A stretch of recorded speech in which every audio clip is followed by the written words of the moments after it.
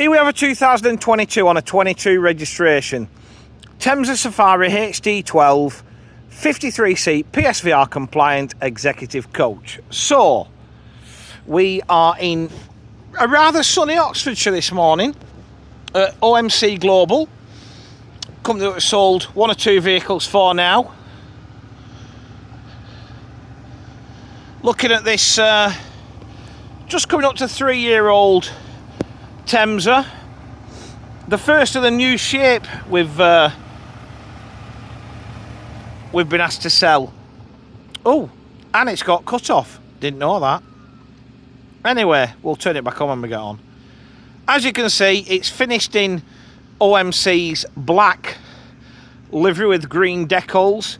Recently out the paint shop. Last time I saw this, it had quite a bit of damage to the near side. Hasn't got it anymore. Power operated centre continental doors fitted. Wheel trims also fitted. So bodywork is pretty much up and about. I think there's a bit of, obviously that's quite fresh, but just bits and pieces if there is anything. As I said, it's not, well, the dust is still in the lockers, you'll see in a second. Reverse cameras fitted. Under the bonnet, Euro 6 DAF MX-11 engine. That's driven through a ZF Ecolife fully automatic gearbox. Back down the near side, there is a wheel trim missing, but it's sat in the locker. Near side's all good. As I said, there was quite a bit of battle scarring last time I saw it, but it's all been done. Parallel opening lockers with reasonable amount of luggage. I mean, it's a shame that, you know, the wheelchair lift takes half a locker. You kind of lose something useful for something you'll never use, if that makes sense. But you can see, as I said, all the dust from the body shop is still in there, wherever my finger's gone in front of the camera. There we go. Can you see it? There we go. So, fresh from the paint shop. Decent amount of luggage, as I said. You'll have to think about it, but that's the downside of having to have PSVR compliance. LED destination displays to front, side and rear. And then as we jump on board, as I said, we'll fire it up first. I don't like leaving them not running. So, you'll notice when we turn it back on, the updated digital dashboard.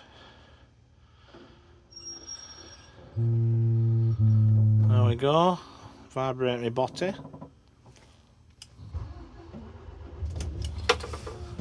So, we'll come back to the dashboard. 53 reclining seats, although there's a couple of doubles out. They're fitted with 3-point seat belts, leather piping and headrest inserts.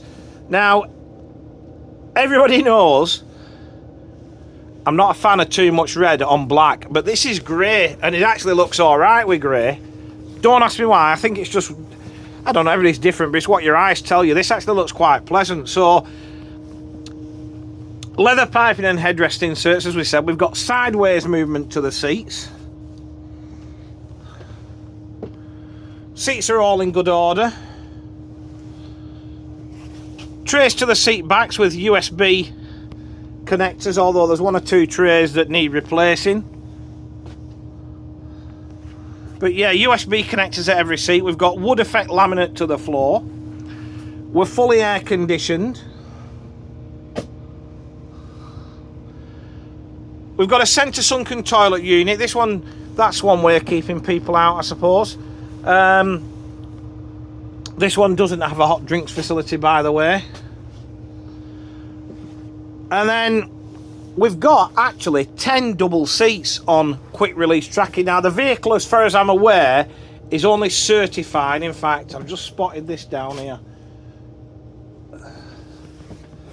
Yeah, interesting. If you look, whilst you lose 10 seats, it's only certified for one wheelchair, which is odd. But yeah, you've got literally 5 doubles on quick release tracking. There's 2 out at the moment, obviously, to allow for a wheelchair should it be required. But in fairness, Why is it not been certified for 2 or 3? That's my question. Why have all those seats on tracking and only be certified for 1 wheelchair? Very odd. Now, there hasn't much changed inside the Temsa from the begin from 2016 was when they started using these Sega seats, and there hasn't much changed internally. Externally, you've got the new front and rear, but for me, it's still the most usable vehicle on the market. A HD12 Safari. This is a B10M Plaxton Paramount in old money. It can do anything you want it to do. It can literally pretty much, although the damage that was on the side tells me differently, it can pretty much put anybody behind the wheel. You know, DAF in the back, push button ZF. 53 with the toilet's a magic number. The way they get 53, let's go back and just take note, it is a small toilet unit. That's how they get the 53 in and still get a decent amount of leg room. 12 meters, and it doesn't age. Up until this facelift, you could put, when was the facelift? About, well, the 19s were still old shape, 20s were, but let's say you could put a 2020 against a 2012, you couldn't see the difference. And that's the great thing about this product. It doesn't age, so you can cascade it. The dash has been updated. For me, all the buttons all the control buttons for lights and everything else are now better positioned. It's a Spheros air conditioning system, always has been. Mileage on this one, it's 0.3 of a kilometre short of 150,000 kilometres. It's got lane departure warning and automated emergency braking system. It's got a fridge in the dashboard. Courier seat. As I said, for me, tick, tick, tick, tick, tick, tick, tick. Best product on the market, by far, if you want something that can do anything with anybody. So, to recap,